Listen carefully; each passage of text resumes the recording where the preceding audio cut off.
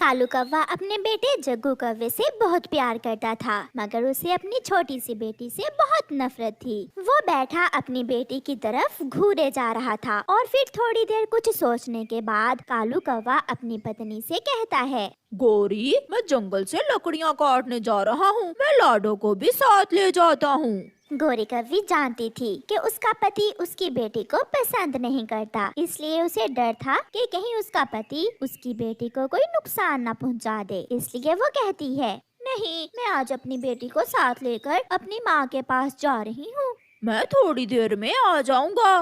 मम्मा, जाने दे, मुझे अपने पापा के साथ जाने देना। गोरी की बेटी भी जिद करने लगती है। अपनी बेटी की जिद के आगे गोरी हार जाती है और कालू कौवा लाडो को साथ लेकर घर से निकलता है। कालू कौवा लकड़ियाँ काटता है। वो अपने कुल्हाड़े से सूखी हुई लकड़ियाँ काट काट कर एक जगह इकट्ठी करता है। उसकी बेटी अपने पापा को देखकर बहुत खुश हो रही थी। मैं इसे जंगल में ही छोड़ जाता हूँ। जान छूट जाएगी इस बेटी से। 2 दिन रोकर गौरी तो चुप हो ही जाएगी। बेटी, मैं अभी घर ये लकड़ियाँ छोड़कर वापस आता हूँ। तब तक आप इसी जगह बैठी रहो। जल्दी आना पापा, मुझे डर लगेगा। कालू कौवा अपनी लकड़ियाँ उठाकर घर चला जाता है। मेरी लाडो कहाँ है? कालू, मैं पूछ रही हूँ, हमारी बेटी कहाँ है? कालू कौवा मगरमच्छ के आंसू बहाने लगता है। मैं लकड़ियाँ काट रहा था। मैं थोड़ी दूर था कि पीछे से एक जालिम चील उठा कर ले गई मेरी बेटी को।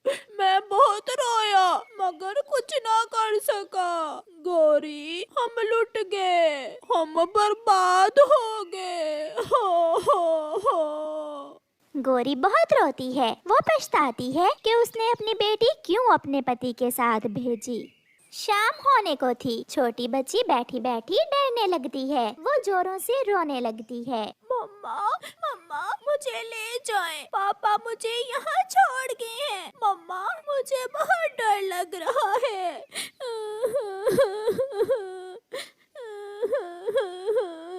छोटे बच्चे की आवाज सुनकर दूसरे जंगल से आई हुई एक चिड़िया वहाँ आ जाती है। तुम कौन हो बेटी?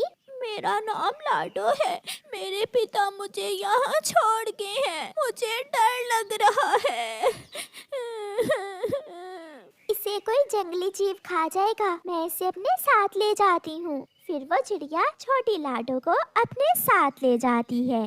लाडो की माँ गोरी कौवी पूरे जंगल में लाडो को ढूंढती है। लाडो, लाडो कहाँ हो? मेरी बेटी, तुम कहाँ हो?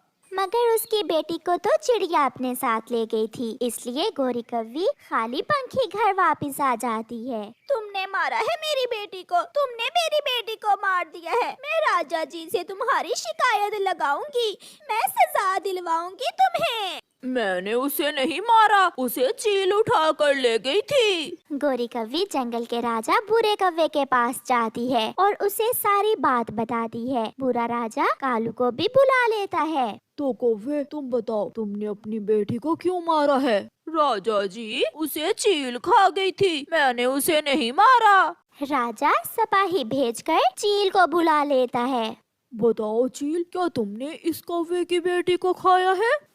राजा जी, प्लीज मुझे मेरी बेटी वापस ला दे। मैं अपनी बेटी को लेकर कहीं दूर चली जाऊंगी। राजा जी, मैंने 2 महीनों से मांस नहीं खाया। मैं कसम दे सकती हूँ, मैं तो कई दिनों से दाना खा रही हूँ। ये सुनकर कालू कौवा अपना सर झुका लेता है। उसका झूठ पकड़ा गया था। राजा कौवा उसे पिंजरे में कैद करवा देता है। चिड़िया रानी उस छोटी कौवी की अच्छे से देखभाल करने लगी। वो उसे अपनी बेटी की तरह ही समझती थी।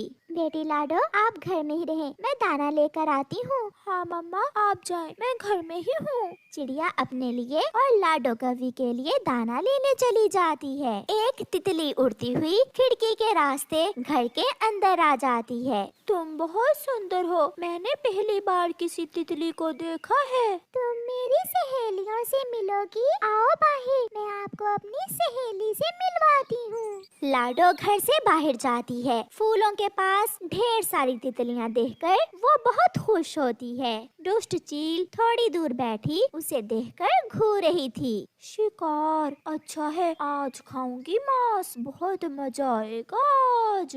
चील उड़ती है। वो जल्दी से लाडो की तरफ बढ़ती है, मगर पीछे से चिड़िया आ जाती है। दुष्ट चील, अगर तुमने मेरी बेटी को खाया तो मैं राजा कव्य को बताऊंगी, भाग जाओ यहाँ से।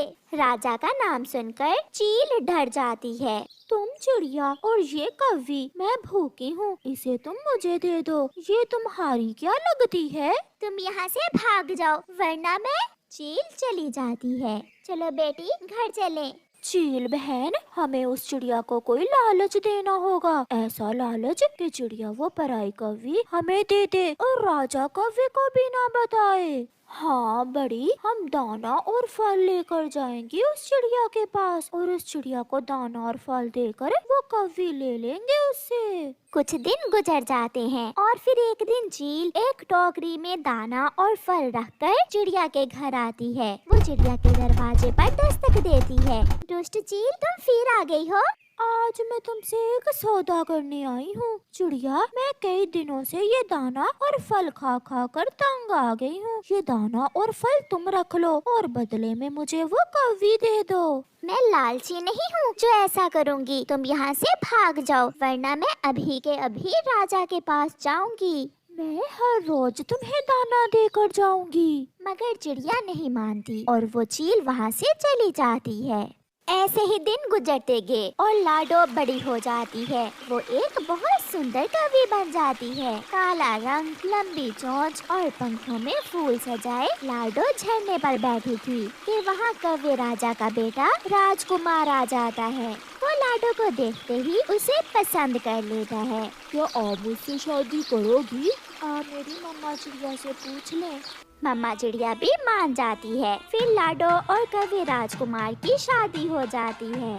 आज इस कैदी कौवे को फल दो, क्योंकि आज मेरी बहू पहले दिन घर आ रही है, और बाकी कैदियों को भी अच्छा भोजन दो। राजकुमार और लाडो महल पहुंच जाते हैं। पिंजरे में कैद कालू कव्वे को देखते ही लाडो पहचान लेती है। लाडो, तुम यहाँ कैसे बेटी? पिताजी, मुझे आप जंगल में मरने के लिए छोड़ आए थे और देखें, आज ऊपर वाले ने मुझे इस महल में रानी बनाकर भेजा है। फिर लाडो राजा से कहकर कालू को आजाद करवा देती है और अपनी माँ गोरी को भी बुलवा कर मिलती है, जो अपनी बेटी को देखकर बहुत खुश होती है। दोनों माँ बेटी गले मिलकर एक दूसरे से ढेरों बातें करती हैं। प्यारे दोस्तों, इस कहानी को लाइक करना बिल्कुल मत भूलना। आपका धन्यवाद। कालू जी, मेरे सुंदर पति, आज मेरा पानी पूरी खाने को बहुत दिल कर रहा है। मेरे लिए आते हुए पानी पूरी ले आना। और पिताजी, मेरे लिए मिठाई लाना ना भूलना। पिताजी, मेरा खिलौना अगर आप ना लाए तो मैं आपसे बात नहीं करूँगा। ठीक है, मैं सबके लिए सब कुछ लेकर आऊँगा। फिर कालू कौवा अपनी लाठी उठाकर घर से निकलता है। वो सोच रहा था कि आज किसे लूटे जिससे उसे कुछ पैसे हासिल हों और वो अपने परिवार के लिए हराम की कमाई से चीजें लेकर जाए। उड़ता हुआ बुलबुल के बागीचे में जाता है। बुलबुल ने टोकरियों में फूल तोड़ कर रखे हुए थे। कालू कौवा पेड़ के पीछे छुप जाता है और आहिस्ता से बुलबुल के फूलों की एक टोकरी चुरा लेता है। बुलबुल को खबर ही नहीं होती कि वो लूट चुकी है। कालू कौवा वो फूल लेकर फूलों की दुकान पर जाता है। भाई जी, ये ले, ये फूल रख लें और मुझे पैसे दे दें। ऐसे कालू कौवा फूल बेचता है और अपनी पत्नी के लिए पानी पूरी लेता है। बड़े बेटे जग्गू के लिए मिठाई और छोटे बेटे बग्गू के लिए खिलौना। सब चीजें ले लेने के बाद कालू कौवा बहुत खुश था। मैंने कर लिया जैसे भी किया, मगर मैंने अपने परिवार को खुश करने के लिए सारी चीजें ले ली। छोटी चिड़िया सारा दिन जंगल में लकड़ियाँ काटती। सारा दिन मेहनत करने के बाद चिड़िया वो लकड़ियाँ बेचकर अपने बच्चों के लिए खाना लेकर जाती। मम्मा, आज खाना बहुत कम है, क्या आपने खा लिया है खाना? नहीं बेटी, हम यही खाना मिल बांट कर खाएंगे, क्योंकि आज बहुत कम कमाई हुई थी। उधर गोरी कवि बैठी मजे मजे से पानी पूरी खा रही थी। उसका बेटा मिठाई और दूसरा बेटा जो छोटा था वो अपने खिलौनों से खेल रहा था। गोरी गोरी, आज मैंने बुलबुल के फूल चुरा कर बेचे। बेचारी बुलबुल बैठी रो रही होगी। मम्मा, आज आप मेरे लिए खाना क्यों नहीं लाई हैं? बेटी, मुझे माफ करना, मगर मैं मजबूर थी। किसी बुरे पक्षी ने आज मेरे तोड़े हुए फूल चुरा लिए, इसलिए आज मैं कुछ भी ना कमा सकी। सारा दिन मेहनत से वो फूल तोड़े थे मैंने। मम्मा, चोर अंकल को हम गरीबों पर दया नहीं आती क्या? शायद उनके दिल पत्थर के बन गए होते हैं। मम्मा, क्या चोर अंकल को सजा भी मिलेगी? हाँ बेटी, जो किसी के साथ बुरा करता है उसे सजा जरूर मिलती है। आज नहीं तो कल न्याय तो होना ही होगा। ना गलत ना ठीक, ना अच्छा ना बुरा, चोरी क्या जुल्म क्या, वो दुष्ट कौवा तो अपने परिवार को खुश करने के लिए हर काम करता था। कालू, मेरे सुंदर पति, मेरी बहन की शादी आने वाली है। प्लीज मुझे चिड़िया का हार चोरी करके ला दो। मुझे चिड़िया का हार बहुत पसंद है। तुम्हें खुश करने के लिए तो मैं सब कर सकता हूँ। मैं तो चिड़िया को जान से भी मार सकता हूँ।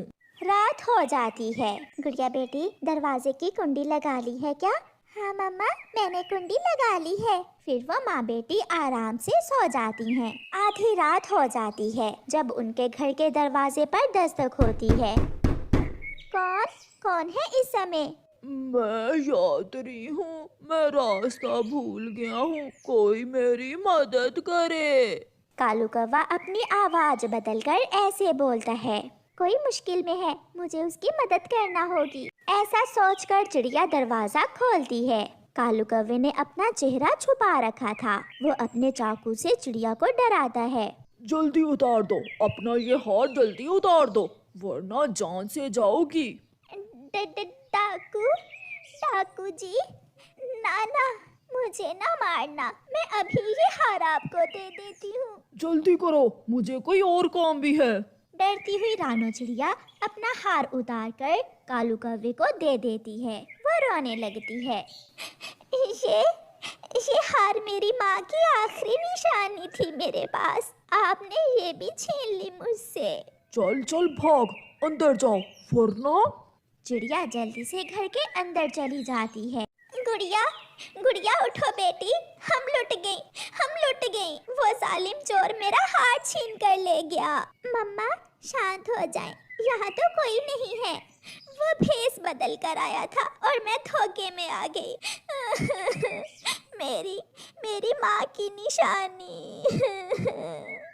मेरा कालू जी, तुम आ गए? हार कहाँ है? तुम जाग रही हो अभी तक? कालू जी, मुझे नींद कहाँ आती है। जब तुम चोरी करने जाते हो तो मैं पीछे से तुम्हारी सुरक्षा के लिए प्रार्थना करती रहती हूँ। अब जल्दी से मुझे चिड़िया का हार दे दो। फिर कालू कौवा गोरी को चिड़िया का छीना हुआ हार दे देता है, जिसे देखकर गोरी कौवी बहुत खुश हो जाती है। दिन गुजरते के और फिर कौवे के बेटे जवान हो जाते हैं। बड़ा बेटा जग्गू एक कौवी से शादी कर लेता है। पत्नी जी, मैं अभी मम्मा पापा को बता कर आता हूँ, तुम मेरा यही इंतजार करना। जल्दी आना पति जी, मेरी माँ हमारा इंतजार कर रही होगी। जग्गू घर जाता है। माँ, मैंने शादी कर ली है और आज से मैं अपने ससुराल वालों के साथ ही रहा करूँगा। जग्गू बेटा, ये तुम क्या कह रहे हो? कुछ सोचो तो। माँ, चिंता ना करें, मैंने सब सोच समझ कर ही किया है। जग्गू वहाँ से चला जाता है। कालू कौवा जब शाम को घर आता है तो उसकी पत्नी उसे बताती है, अच्छा ही हुआ, कुछ बोझ कम हुआ मेरा। मैं भी अब चोरियां कर कर के थक गया हूँ। कुछ दिन और है, जब बग्गू की शादी हो जाएगी तो मैं चोरियां छोड़ दूंगा। तो क्या मुझे भूखी मारोगे? थोड़ी बहुत चोरी अपनी पत्नी के लिए कर लिया करना। ऐसे ही दूसरे दिन कालू कौवा रात को कबूतर की मिठाई की दुकान में घुस जाता है और उसके सारे ही लड्डू चुरा कर घर ले आता है। इतने सारे लड्डू, ये लड्डू तो मैं सारी रात भी खाऊं तो भी खत्म ना हो। ध्यान से खाना, अगर लड्डू किसी के हैं तो पेट तो अपना ही है ना। कालू और बग्गू सो जाते हैं, मगर गोरी कौवी सारी रात लड्डू खाती रहती है। वो लड्डू खा खा कर फूल जाती है। मगर रुकती नहीं। सुबह होने से पहले ही गोरी कौवी के पेट में दर्द शुरू हो जाता है और वो मर जाती है। जब सुबह कालू कौवा और उसका बेटा उठते हैं तो गोरी को मरा हुआ देखकर दुखी हो जाते हैं। पापा पापा, माँ मर गई। माँ ने सारे ही लड्डू खा लिए, इसलिए माँ मर गई। ओहो, अगर मुझे पहले मालूम होता तो मैं कभी लड्डू चुरा कर ना लाता। बुरे कामों का अंत तो हमेशा बुरा ही होता है। एक दिन कालू कौवा चोरी करने गया हुआ था कि वो पकड़ा जाता है। वो गलती से माही चील के घर में घुस गया था। चील अपनी चोंच मारकर कालू कौवे को अंधा कर देती है। अब मैं मारूंगी नहीं तुम्हें, बल्कि तुम खुद ही तड़प तड़प कर मरोगे। चील उसे उठाकर पहाड़ों पर फेंक देती है। मर गया, मैं मर गया। चील ने मेरी आंखें निकाल दी हैं। कालू का बेटा बग्गू घर में सोया हुआ था कि चिड़िया आकर उसे बताती है, बग्गू बग्गू, तुम्हारे पिता को किसी ने घायल करके पहाड़ों पर फेंक दिया है, जल्दी वहाँ जाओ। बग्गू घर से निकलता है और वहाँ जाता है। बग्गू बग्गू बेटे, क्या तुम बग्गू हो? मगर बग्गू चुप था। ना माँ रही ना भाई जग्गू, अब मैं अकेला पिताजी को कैसे संभालूंगा? मुझे भी जाना होगा। बग्गू बग्गू मेरे बेटे, मुझे तुम्हारी गंध आ रही है। तुम मेरे बेटे बग्गू ही हो ना?